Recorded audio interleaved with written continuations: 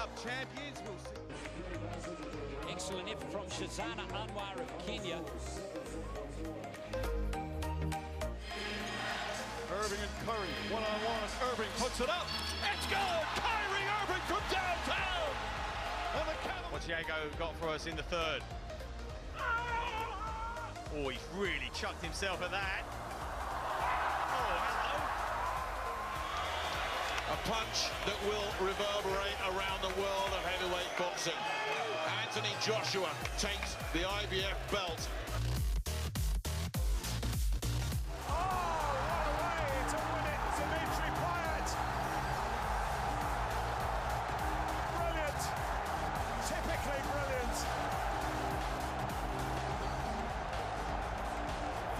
Have you seen a celebration like that? We said Ezekiel Kemboy dances to the beat of his own drum. Well, what about Concessless? He's put on a show in Rio. It's all the way in truth. Premier League champions 2016. The amazing Leicester City.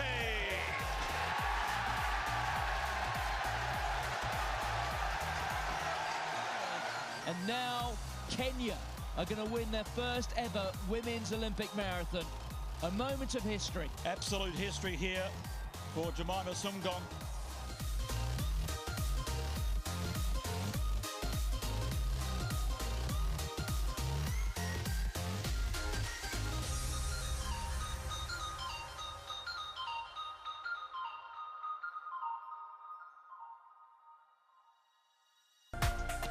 This is KTN News.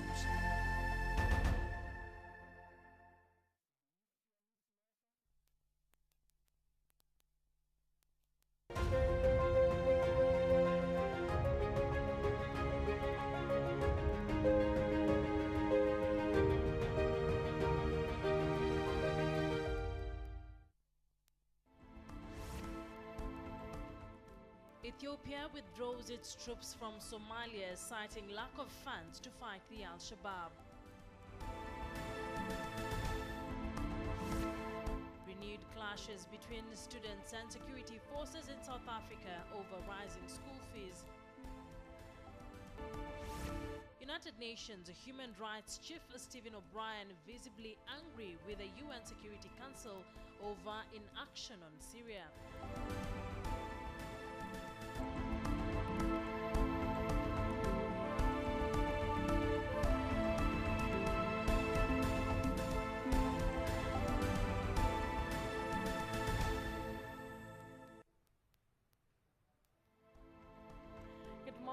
Thank you very much for joining us here on KTN News for Worldview, where we take a look at stories that have been making headlines beyond your borders. My name is Akisa Mandera. Many thanks for staying with us. We start off from Ethiopia, where Ethiopia has withdrawn troops from Somalia, where they had been battling Islamist militants. It blames a lack of international support for the move following the European Union's recent cut in its funding for foreign troops in Somalia. Ethiopia is a major contributor of soldiers to the AMISOM, the African Union mission in the country. Ethiopia has recently withdrawn from several other bases, which were quickly occupied by al-Shabaab militants. Officials in Somalia's Bakol region say some residents have already fled the area since the Ethiopian troops left, fearing an imminent of al-Shabaab, which is part of al-Qaeda. Ethiopian Communications Minister Getachew Reda told the BBC that the troops withdrawn from southwestern Somalia were not part of AMISOM. He also denied reports that the withdrawal was linked to unrest at home, which led to a state of emergency being declared, saying there were enough troops to handle that.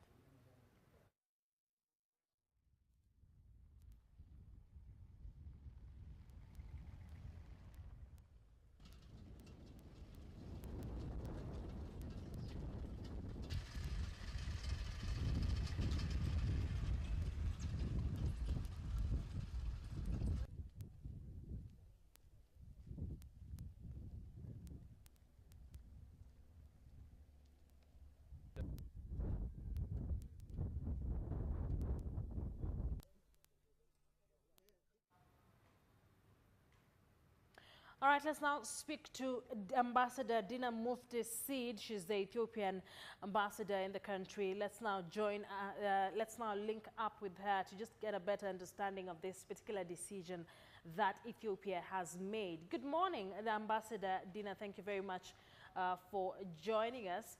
And if you can hear me, what exactly informed that decision by Ethiopia to withdraw its troops?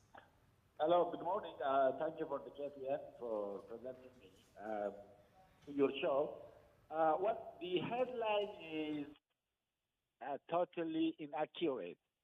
There is no, what happened was actually, as has been told, as you yourself reiterated, is the withdrawal of non-AMISOM forces from Somalia. We have substantial force in AMISOM. None of them had been withdrawn. What we have done is actually we have withdrawn forces that are out of AMISOM. Because of the huge commitment, Ethiopia have had extra AMISOM forces in Somalia, and they are the ones who were withdrawn. It's not AMISOM. There is no single soldier, Ethiopian soldier who are part of the AMISOM that have been withdrawn. The reason for withdrawing the non-AMISOM troops from Somalia?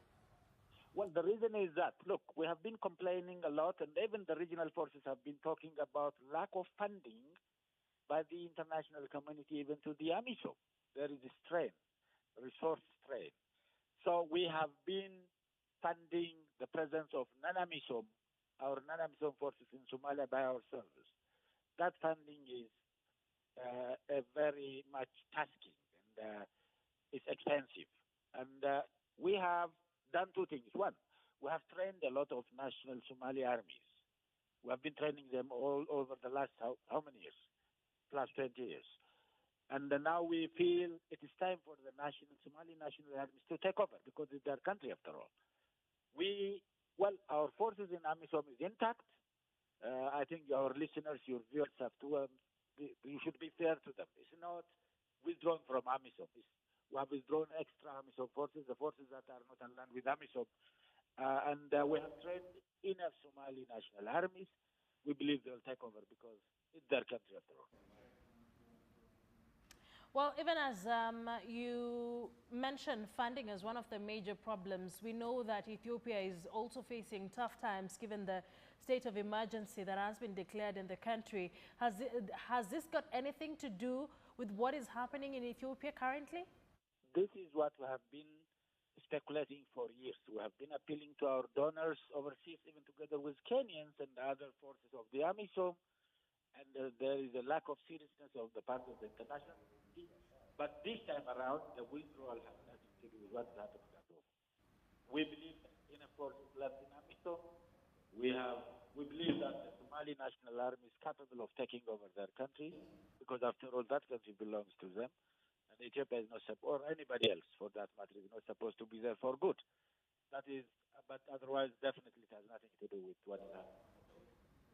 Ambassador, thank you very much for joining us on Worldview. That is Ambassador Dina Mufti Seed from Ethiopia, and of course clarifying that Ethiopia has withdrawn the non-AMISOM troops from Somalia, and insists that it is all about funding and not the situation that is in Ethiopia right now, seeing that the country is under a state of emergency that was declared barely a month ago and is expected to run for another 6 months. And still on matters of security, 18 people have lost their lives in the recent attacks in Mandera, with Tuesday's attack reigniting a conversation on the border wall that was supposed to stop al-Shabaab from crossing over into Kenya. It's been 18 months since Kenya arrived at the decision to build a border wall, and now area leaders are questioning the commitment of the government to complete the wall. Linda Ogutu looks at some of the concerns of the leaders. Yesterday's attack in Mandera that left 12 people dead now brings to 18 the number of people who have been killed in Mandera in the last 4 weeks alone. Many more have lost their lives in the last couple of months. The attacks have not just happened in Mandera. Wajir, Garissa, Mombasa have also paid the ultimate price, with the attack on Garissa University College putting Kenya on international headlines. It became apparent that the attacks were being carried out by al-Shabaab militia in Somalia, and that group was at liberty to carry out the attacks and find their way back to Somalia. In other words, the border was porous, a realization that birthed the option of building a wall between the two countries. Yesterday's attack reignited that debate, with the Interior Cabinet Secretary giving an assurance. We are working on that, and the timelines are being met. An assurance that, according to the area leaders, is too little, too late, and al-Shabaab are seen to be having their way in a sovereign nation. The long-term effect, they say, will cripple the region and indeed their people. Mandera's biggest problem is its proximity to the Bulahawa, the town across the border. The houses literally touch each other, the two countries, and there is no fence or border in between. So somebody does something and just walks across through the many streets that link the two towns. So one of the things we had recommended when the government considered building a wall, we said that is the most appropriate place to build it, because then it will not be easy for anyone inside Mandera to do something and run across the border. This attack that al-Shabaab is trying to make it look like they're targeting non-locals is an attack directly on the heart, souls, and the lives of the population of northern frontier counties. This is an attack aimed at economic isolation of the region. Is an attack that is targeted at imposing total economic sanction on the population of this region and trying to cut off the region from the rest of the country. This is an attack that is aimed at making sure that we do not attract investors. We do not attract professional workforce. But it's not just the area leaders that are apprehensive about the wall and the commitment by the Kenyan government to complete its construction and by extension protect its people. Residents living in northeastern Kenya say they have seen little or nothing being done about a wall that was supposed to keep the enemy away and save Kenyan lives. Where even the poles have been erected, it's still porous for movement of people and vehicles. Our request is, if this can be fast-tracked and the weight increased, engagement of private sector done with provision of security by this, so that the private sector are the people who will have the commitment required for this work to progress at the right pace. What we have is 2 years, 1.8 kilometers. For me, is as good as the project has not yet started. According to the residents, only a few poles have been erected on what may translate to 1.8 kilometer stretch. They say the pace at which the border wall is being built has done little to deter illegal access by terror groups along the border. It's been 18 months since the inception of the project, and the assurance by Interior Cabinet Secretary Joseph Nkaiseri may not go a long way in rebuilding the confidence of our populace and the leadership that is increasingly frustrated by the pace at which the wall is being built, knowing very well that as long as the government does not take it seriously, and by extension the security of the northeastern region, then it will just be a matter of time before a Kenyan will lose their life, be they locals or non-locals.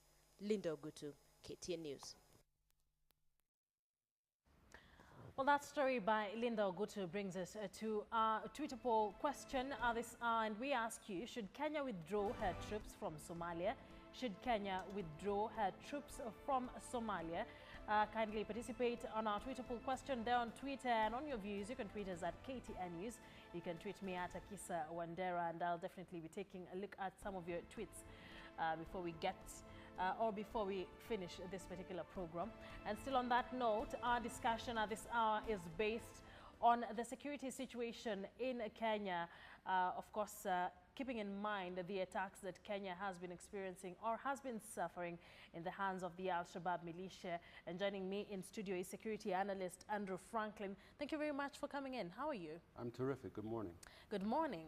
Now, and I think I will start with the question I've just posed to our viewers on whether Kenya should finally make that decision to withdraw its troops from Somalia. Do you think that would be a viable decision?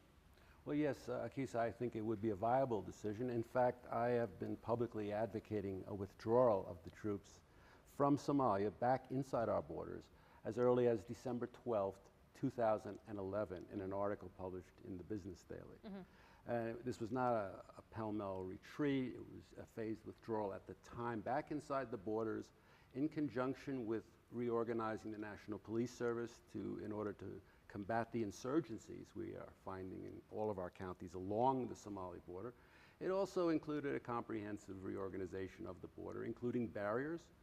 And I laid the entire project out, a Somalia border control project, in March of 2014, involving bases, combat bases for the KDF, reorganized administration police, standing up a genuine police reserve in accordance with the National Police Service Act of 2011. Now we're in a situation where AMISOM itself is saying we're going to withdraw from Somalia in 2018 to 2020. The Ugandans are indicating they want to leave earlier in 2017. Burundi as well. Well, Burundi has a separate issue because of the ICC, and Yes, if the Burundi government withdraws from the ICC, refuses to accept UN police peacekeepers or EAC observers, that calls into question the funding of the Burundi troops, and that's nearly 25% of the AMISOM combat power. So what we're seeing is everyone pretty much making their own arrangements as if AMISOM does not necessarily exist. Also, AMISOM's job is not to protect the Kenyan border. It is to support the federal government of Somalia in Mogadishu. It is to maintain security in those areas of Somalia claimed by the FGS, and also to fight al-Shabaab. What we're seeing now with the Ethiopian troops withdrawing is a very unusual term, that these are non-AMISOM troops. And yet the Ethiopian government is saying it's because AMISOM is not being funded. If these are non-AMISOM troops, they're not under the command of the force commander in Mogadishu of AMISOM. But where does the funding come in? We're looking at a situation where since July of 2014, when I had an article in the Nairobi Law Monthly about Somalia, where AMISOM is funded to fail. The troops who are being sent, the troop contributing countries, are sending reasonably trained troops, but they're not given the tools to fight al-Shabaab. They're not given the tools that I would have expected as a Marine Corps officer in the late 1970s or throughout the 80s. So, Andrew, what we're saying is AMISOM is a failed course?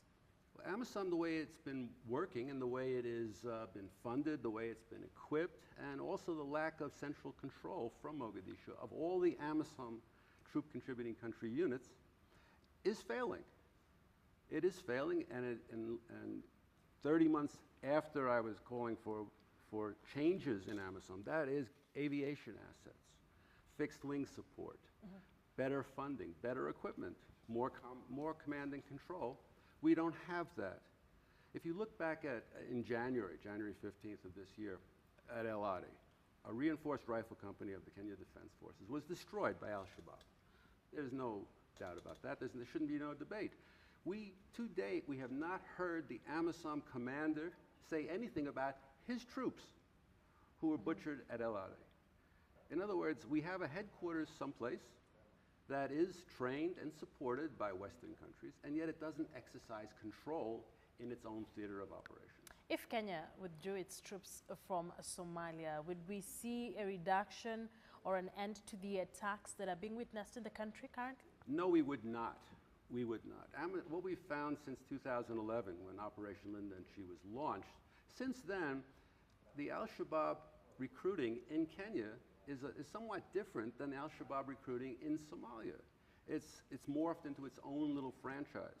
So we wouldn't necessarily see an end to attacks in our frontline counties. We would be better placed to deal with them with KDF back across the border, in support, though, of the National Police Service, because it's the National Police Service who are supposed to maintain domestic security, not the KDF. But by pulling the Kenya Defense Forces back into combat bases within our border, reorganizing them too, so they can fight the way they are originally trained to fight and are capable of doing, we could strike out across our border at al-Shabaab when we choose to do so, rather than sitting in camps or bases in Sector 2. We shouldn't also forget the need to close the border. Everybody keeps talking about a porous border. But 30 months after I introduced a very comprehensive plan, sent maps and everything to senior officers in our security services, we would have had the border pretty much tied up by September of 2015, latest January of this year. The good thing about doing something that's effective, whether it's fences, military roads, watchtowers, it's not all high tech, it's not all drones. It's very man intensive, or requires a lot of guys, a lot of people, which we also can do if we start standing up a correct police reserve in all 4 counties along the Somalia border. But that means we have to implement our own laws, something we do not seem willing to do. All right, and speaking of Somalia, every country is looking out on their own interests. Kenya is looking out at its interests, Ethiopia as well. But Somalia, who is looking out for Somalia's interests? This is a country that has been at war for the longest time. They're heading into the ballot in a few weeks' time. Could we say that they have enough security? How would you describe the security situation in Somalia right now, given that they're heading into elections? Well, the elections were initially scheduled for July, and then pushed back to August, then to, well, now October, and then the end of November. In reality, we're looking at any sort of election. The international community wants to see some sort of election before the end of this year. And nobody believes it's going to be a popular vote. It's not designed to be a popular vote. In fact, it's considered an advance if, 14,000 electors meet to elect the lower house, the upper house, and then the president will be elected. I think asking for security, whether security is sufficient or adequate for any sort of genuine elections, the answer is no. Al-Shabaab in Somalia has, since January, been concentrating on derailing this election. In January, besides overrunning our base at Al-Adi, an airliner was nearly blown out of the sky. There have been multiple attacks on restaurants along Lido Beach. There have been attacks in Baidoa. There have been a failed attack on an Ethiopian position. There was just a few days ago, there was a suicide bomb attack on the Djibouti troops. We have seen, in fact, conflict between Puntland and another one of the semi-autonomous clan-based states, which has nothing to do with Al-Shabaab. The election is essentially important only to have an election, and not because it'll reflect the popular will of anyone necessarily. And that's just the way life is right now. It is part and parcel of the way the Western world is treating Somalia as well. Year-on-year budgets, anything works as long as somehow Somalia is seen as we're not losing Somalia. But I would suggest that it's the same sort of hope or same sort of failure of policy that we've seen in places like Libya, that we've seen in Yemen, for example, where we keep things sort of on a slow burn. We're not terribly concerned about the lives and safety of the Somali people. We're in the West, obviously, we want our governments to be concerned about our people at home. That's the whole point of homeland security. And what I believe is important is we need to have homeland security in Kenya, where, after all, I've lived here since 1981. We need to have people who are standing up for our homeland and putting the interests not merely of Somalia, but of Kenya first and foremost. Let's talk about the border wall. It's been about 18 months since this discussion began, and they've even started laying foundations on putting up the border wall. But given what we had from the leaders, they're saying the government really isn't committed to making this happen. Do you think a border wall would solve our security problems in the north? I understand what you're saying. It's not a wall per se. It's not the Israeli separation wall. It is fences. It is the kind of fences that we've seen around facilities since I got to Kenya in 1981. It's also proper military-grade roads along the border. It's 24-hour-a-day, 7-day-a-week manned reception centers. It is, in fact, watchtowers. It's constant patrolling. It's making arrangements for pastoralist communities to move their camels, their flocks of animals across the border. But basically, it's controlling the border to ensure that terrorists can't get across, but also we have a handle on what is in fact coming into the country, whether it's sugar, whether it's appliances, whatever, or people, or we can stop human trafficking. In other words, it's a way of getting control of that area to allow the governors to start applying devolution, which is the hearts and minds aspect of the Constitution. It's the hearts and minds aspect of any counterinsurgency operation. All right. Thank you very much, Andrew, for coming in. I understand we don't have too much time for this, but thank you for coming in. Andrew Franklin is a security analyst, just helping us understand the security issue in Kenya and Somalia, as well as, of course, the troop contributing countries to AMISOM. But away from that, South African students and police clashed in violent scenes in the capital, Cape Town, in renewed protests over the government's education funding announcement. Now protesters threw bricks at police, who returned fire with rubber bullets as the trouble broke out in the latest protest against what students say is insufficient funding. Finance Minister Pravin Gordhan said on Wednesday that South African universities and higher education institutions will receive an extra 17 billion rand over the next 3 years. Weeks of demonstrations calling for the scrapping of university fees, prohibitive for many black students, have highlighted frustration at enduring inequalities in South Africa more than 2 decades after the end of white minority rule. That we will do everything that is possible to regain normality on our campuses. We do not want them to lose the 2016 academic year. Now, United Nations Aid Chief Stephen O'Brien has told the Security Council that he is incandescent with rage that the Council is taking no action to end nearly 6 years of civil war in Syria. O'Brien's monthly briefing to the 15-member Council on the humanitarian aid situation in Syria sparked an angry exchange pitting Russia against the United States, Britain and France. Russia and China have protected Syria's government from Security Council action to try and stop the war, including vetoing a bid to refer the situation to the International Criminal Court. Russia has blocked 5 Council resolutions. What is so remarkable and troubling about the presentation we've heard today is that what Russia really wants from the UN is credit.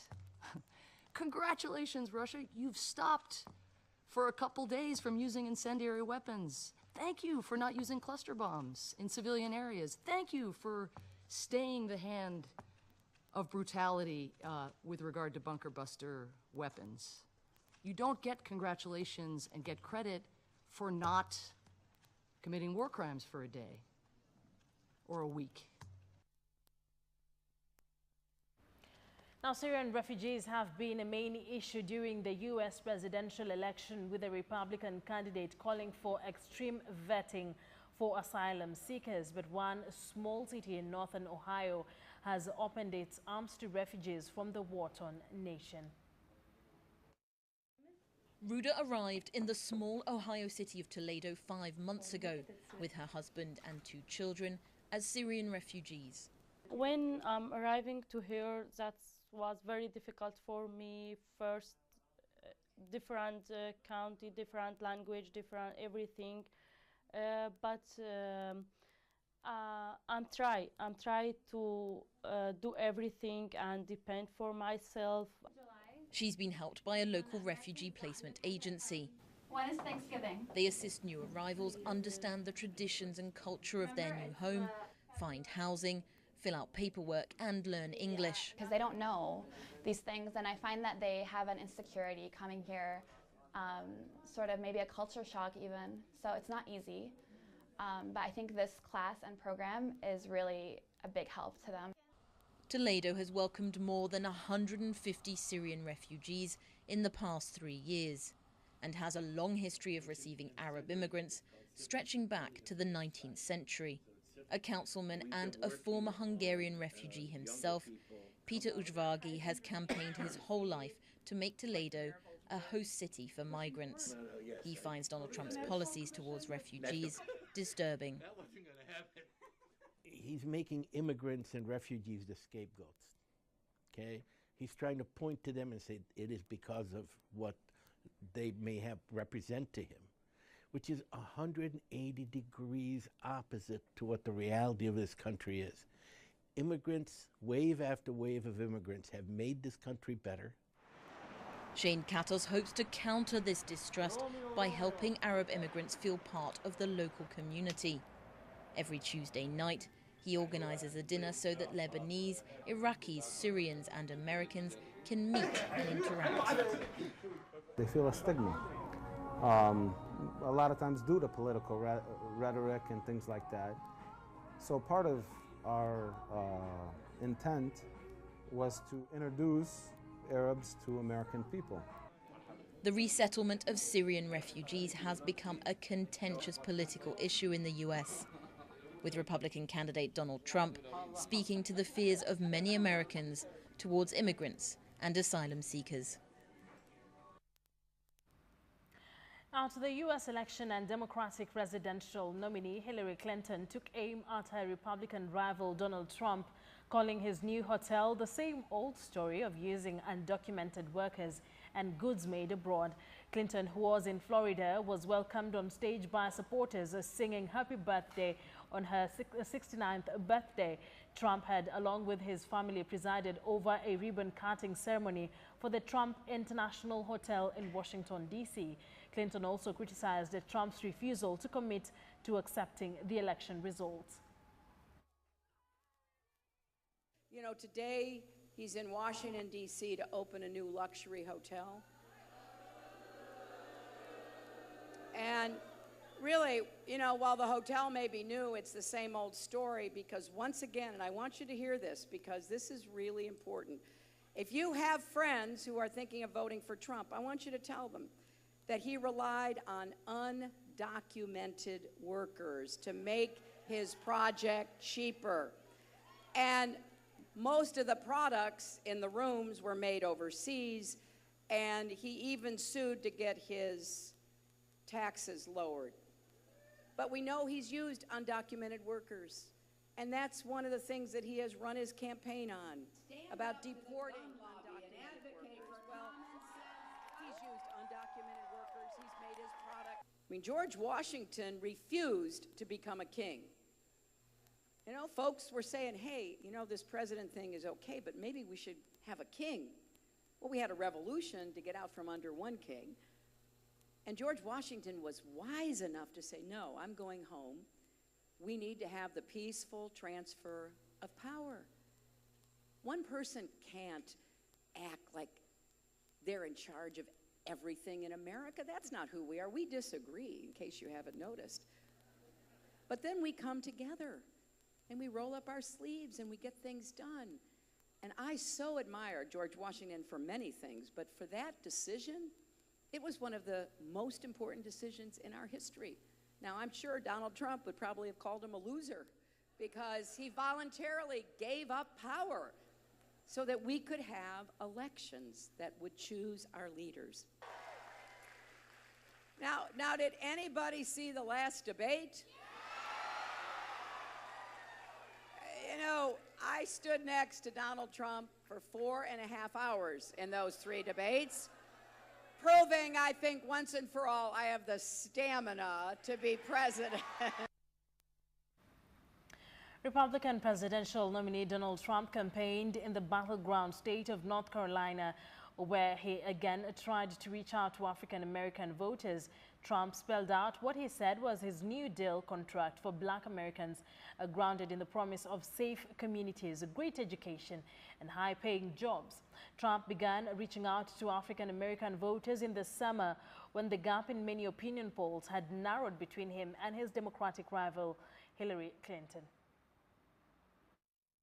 Today, I want to talk about how to grow the African-American middle class and to provide a new deal for Black America. That deal is grounded in 3 promises: safe communities, great education, and high-paying jobs. My vision rests on a principle that has defined this campaign right from the beginning, and you've seen where we've come from and where we are right now. It's called America First.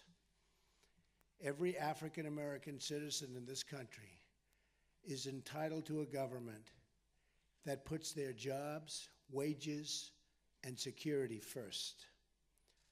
I'm asking today for the honor of your vote and the privilege to represent you as your president.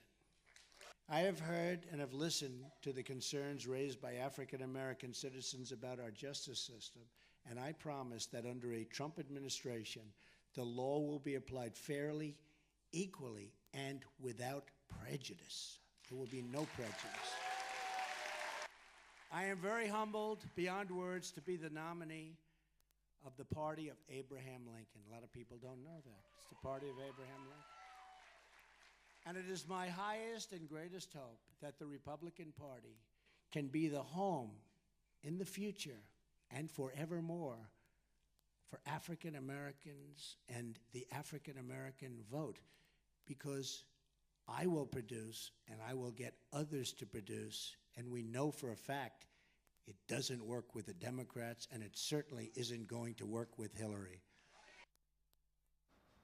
Now, thousands of refugees are still reluctant to leave, although the jungle was burnt down to the ground on Wednesday. The French police announced all registration work had been completed by Wednesday afternoon. More than 5,600 had registered from Monday, with 4,400 sent to other places of France. But there are still many insisting to stay at the campsite. Women and children protest. They want to go to the UK. Refugees leaving the campsite lit up their tents in the past 3 days. The fire ravaged the campsite, threatening lives of those left behind. The campsite was all empty for some time on Wednesday afternoon, while thousands of them had to flee the fire. But some were allowed to re-enter the site to collect their possessions on Wednesday night. The red flames and black smog attracted residents nearby.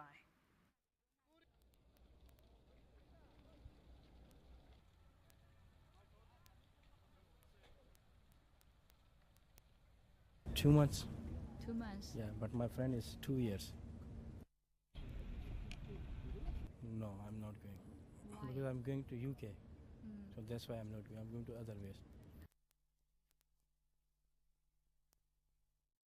All right, we'll now take a short commercial break, but just a reminder of our Twitter poll question at this hour. We ask you, should Kenya withdraw her troops from Somalia? Should Kenya withdraw her troops from Somalia? Tweet us at KTN News. You can tweet me at Akisa Wandera. I'll definitely be sampling some of your views before the end of the program. Let's now take a short break. Do not forget, Trix Ngado is coming in next with what's making headlines on the international papers.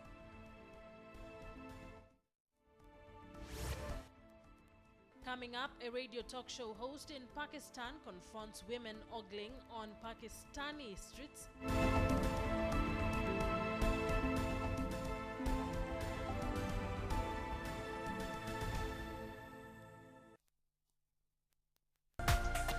This is KTN News.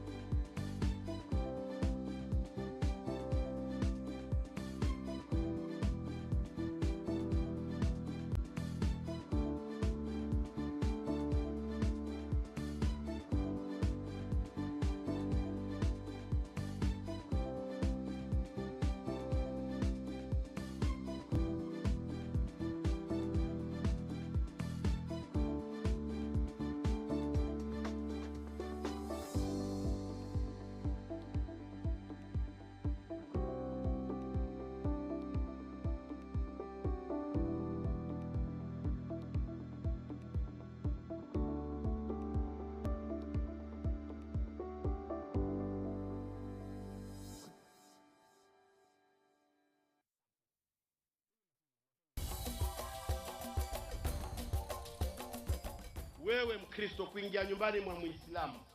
Chakula hiki kiko mezani. Funga macho tuombe, sio kwamba wewe umebadilisha dini. Wewe bado ni Mkristo vile, wewe bado ni Muislamu vile.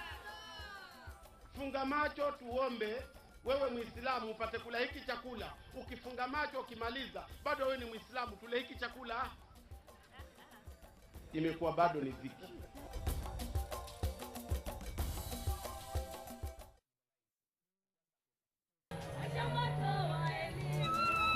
Kila mwaka wasichana wakisha keketwa sasa ni kuozwa. Wasichana milioni 3 ulimwenguni wanaishi kwenye hatari ya kukeketwa kwa mujibu wa shirika la afya ulimwenguni. They are doing it for their own cultural reasons. Mama iweze kumwambia mzee mtoto haitatairiwa. Wakiathirika kiafya, kimasomo na kisaikolojia. Hata watoto wakiwa 8 years, miaka 8, tumeona masara mengi. It's no longer something that is spoken in harsh tones. Nchini Kenya, tunazuru kaunti ya West Pokot kuangazia mtindo huu, hatari zake na mbinu zinazotumiwa kukabili ukeketaji wa wasichana.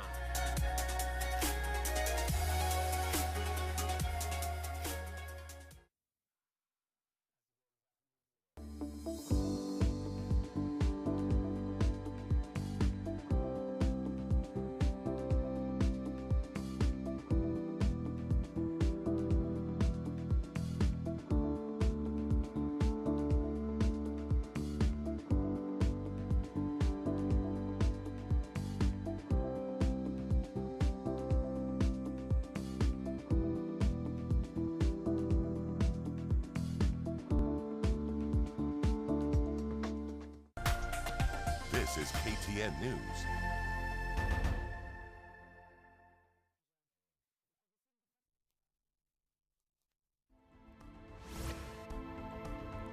Recap of our top story this morning. Ethiopia has withdrawn troops from Somalia, where they had been battling Islamist militants. It blames a lack of international support for the move, following the European Union's recent cut in its funding for foreign troops in Somalia. Ethiopia is a major contributor of soldiers to the AMISOM, the African Union mission in the country.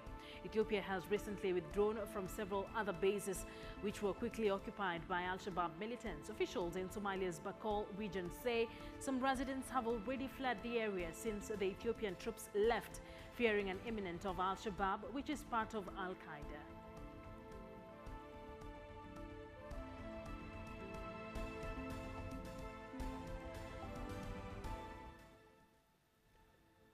Well, and on our Twitter poll question this hour, we ask you, should Kenya withdraw her troops from Somalia? Should Kenya withdraw her troops from Somalia? I got some of your responses here on Twitter. David Gashoka says, why should we? We will prove to our enemies that we are cowards. We should fight harder until we give up. Mohammed Dino says, yes, their main job is to defend the citizens of the country, but what are they doing in Somalia? What they are doing in Somalia is not benefiting any of the countries. And finally, Dennis Kahiga says Kenyan troops should withdraw. Instead, they should not withdraw. Instead, they should hit the terrorists harder. And he is tweeting us from Chuka University. Thank you very much for your responses. Keep them coming. We'll continue to take a look at them as we continue with the program. But at this hour, it's time to take a look at what the international press has given priority this morning. And to take us through that is Trix Ngado, who now joins me to take us through that, of course. Good morning, dear. Good morning. How are you? I'm great.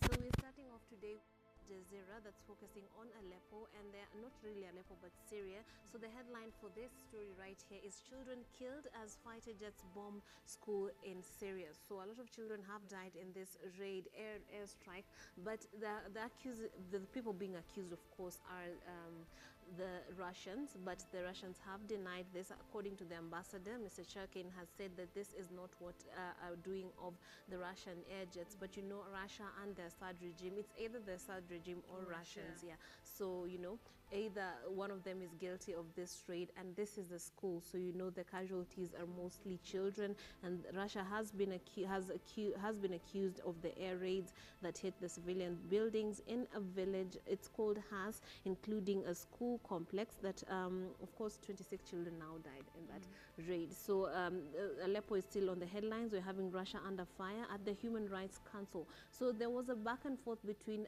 Chief Stephen O'Brien, a chief humanitarian at the the UN and the Russian ambassador was denied claims that Russia was behind that attack. And actually, he was told off by the Russians. He was told to go and write a novel about the atrocities in Aleppo instead of wasting their time with some very dramatic narrations of what is happening in Aleppo. What O'Brien was trying to achieve was actually to, you know, just appeal to the emotions of the UN Council that has been, of course, is the one that can put a stop to what's happening in Aleppo and the bombings. So that was really dramatic. But the UK and the US and other countries came to back O'Brien in the defense of his narration of what's happening in Aleppo. And of course, Russia was put under pressure to put a stop to the bombings that are happening in Syria. Then you're having another story right here that's based on on Calais, the settlement that has now been destroyed. It's the headline here is "Children Without Beds at Calais Jungle." So a lot of people, the people have now been taken out of that place, and the people, including children, but now they are the big sufferers because around 200 miners have been left without a place to stay. They are being relocated to various areas in France, but of course at the end of the day you will find people finding it difficult to settle down in different areas. Some were taken to the UK because they had relatives and legitimate claims for asylum, but you know, others had to go back. Now they're going to be forced to register for asylum afresh in France and other countries. It's, however, still not clear what the huge deal is between France and the NGOs that are responsible for these people that has caused a lot of trouble between when it comes to settling these refugees.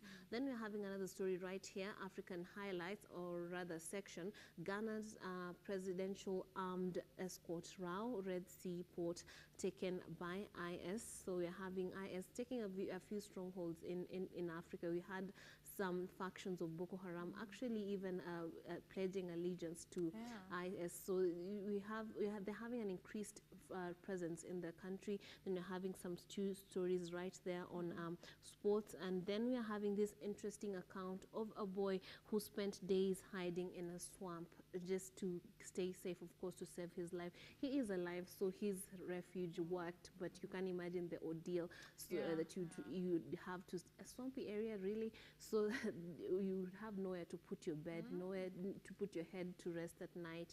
It's a nightmare. Just showing that South Sudan is still in a mess, and a lot needs to be done before they find actual peace. Then we're having another paper here. Mozambique is suffering from debt. Debt crisis is ongoing in that country. The IMF has cut off any donor funds to that country after it emerged that there were actually some secret funds that were coming into the country that, of course, are not being put to the right use. So the South African country is facing a lot of problems in terms of monies and keeping afloat and managing the debts that they have. It's actually back-breaking to that country's economy. Then we're having Zuma there meeting with Vladimir Putin. We'll create our own credit ratings agency. So I think a lot of African countries are trying to figure out how to get out of this vicious cycle of being in debt and depending on donors and having to pay back at rates that are unimaginable. So this is what that paper is focusing on. And then there's some interesting story right there on gold and the prices. Ghana fails to invest in 1.4 billion worth of gold, 81 actually $billion in that country. Then we're having the East African that's leading with a story. Let's scroll down and see what is being focused on and it's about the KQ. This has been making headlines for long on the East Africans. It's been a big story. So now it has emerged that the ex-Safaricom CEO has replaced Awori as the Kenya Airways chairman. So we are hoping this would bring about change. That airline has been air carrier has been under siege in terms of staying afloat, making disgruntled workers. We had 450 pilots threatening to go on strike. We had emergence of people, stories emerging that employees were actually making money off of the airline and not causing it to go into financial troubles. And they're registering enormous losses. Exactly. So I hope the hope, of course, is that they will help. This will help revive that airline. Then we're having air carrier. Then we're having UN sounds alarm over South Sudan's ethnic tensions. They're saying an increase in hate speech might just sink the country back into the violence that a lot of people do not want to see going back to that country. And then we're having Rwanda is still the East Africa's best place to do business.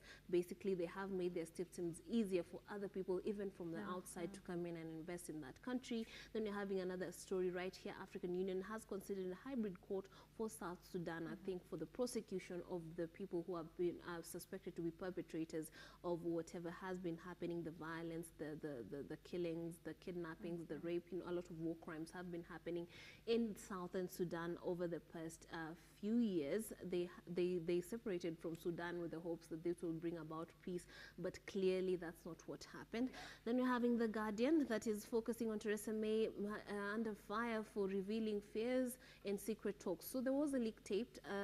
This has been a big story since yesterday in the UK that revealed that Theresa May feels that moving out of the EU bloc is going to not be beneficial for that country in terms of the economy. A lot of companies are suspected to, she suspects or she fears that a lot of companies will pull out and of doing business with the UK, and of course just cause it further economic harm as the time goes by. I think that's all we have today on our papers, our international papers. All right, thank you very much, Trix, for taking us through that.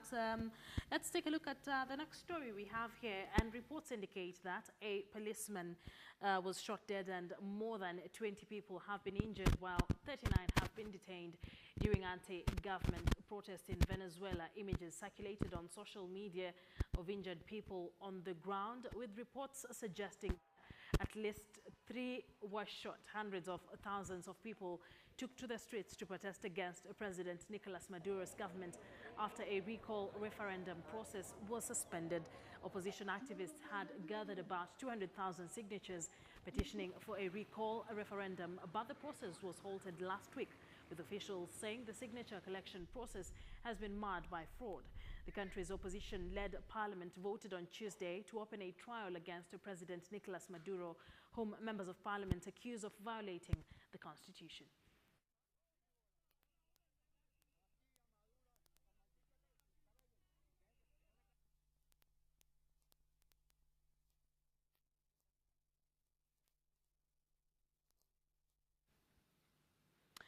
Now, the U.S. has, for the first time, abstained from voting against an annual UN resolution calling for an end to its economic embargo against Cuba.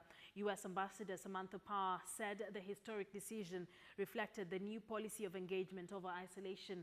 Diplomatic ties were restored last year, but Republican-controlled Congress opposes lifting the long-standing embargo.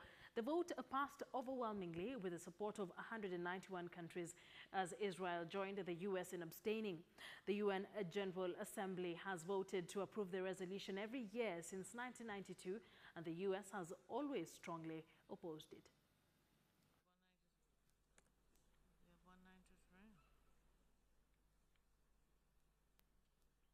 Today, the United States will abstain. Abstaining on this resolution does not mean that the United States agrees with all of the policies and practices of the Cuban government. We do not.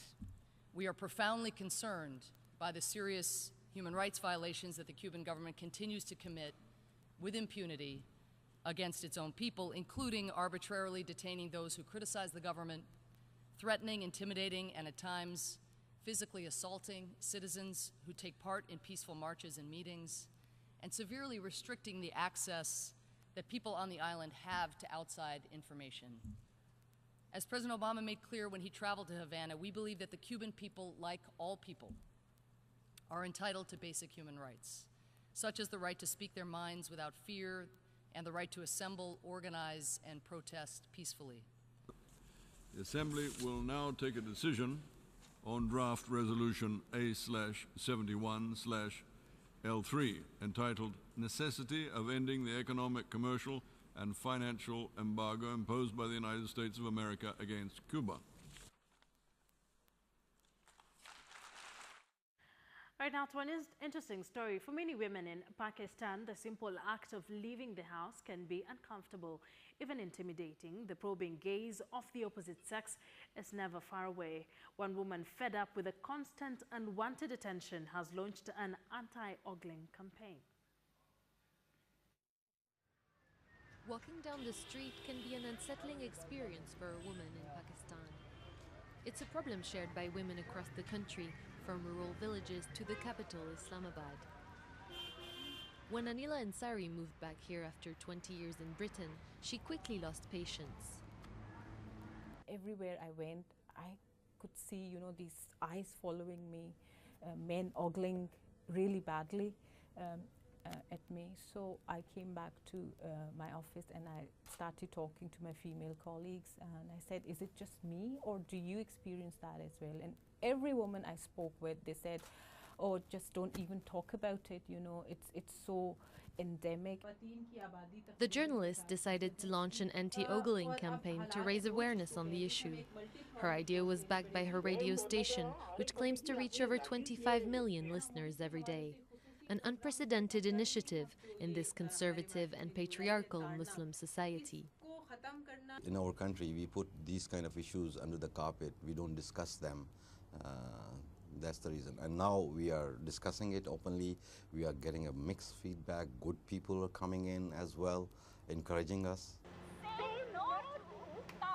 But the response isn't always positive. When the radio team takes the campaign to the streets, they are often met with skepticism. The men in workshops, drivers and shopkeepers all stare at them from head to toe. No one's looking at them with good intentions because of the way they're dressed. But I would say that if they came wearing a burqa or clothes that completely cover the body and said, look brothers, I'm doing this campaign, it is not good to stare at a woman, then they would say, yes sister, we are with you. A statement many women would disagree with. I feel the moment a girl steps out of her house, the men's eyes start following her, even if she's wearing a hijab.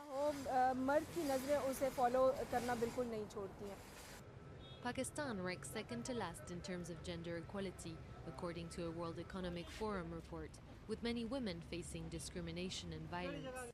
For now, many men here don't even realize there is a problem at all, something these women hope to change, one slogan at a time.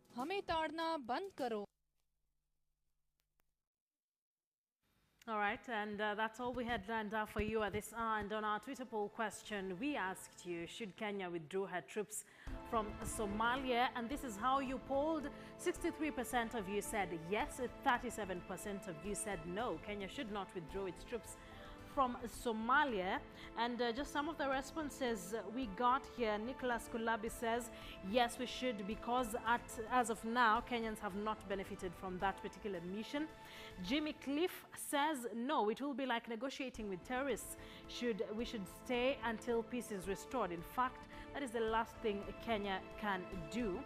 Wonyas Jr. says, yes, they are fighting the tail of the snake deep inside Somalia while the head crisscrosses the Mandera border at will. And finally, Kajengo says that ought to have happened long time ago to save this country a lot. Thank you very much for engaging with us here on Worldview and responding to, of course, our Twitter poll. Up next, Betty Kialo brings you a 2-hour news-packed show. Be sure to catch her. I am Akisa Wandera. Have a lovely morning. Enjoy the rest of your day. Let's meet at 1 p.m. for KTN News Desk.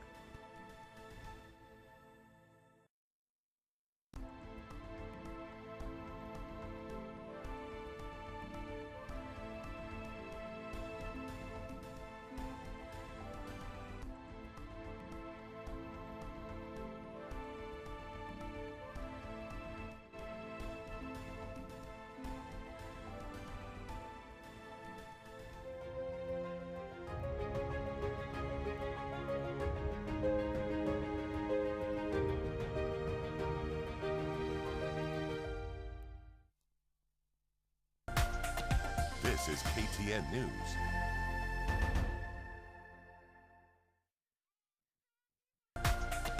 This is KTN News.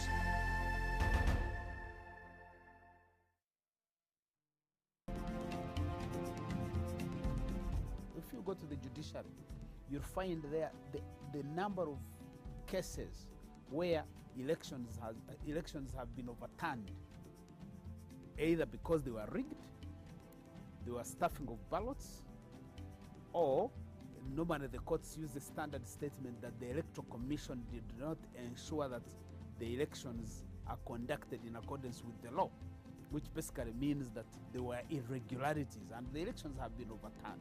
The electoral process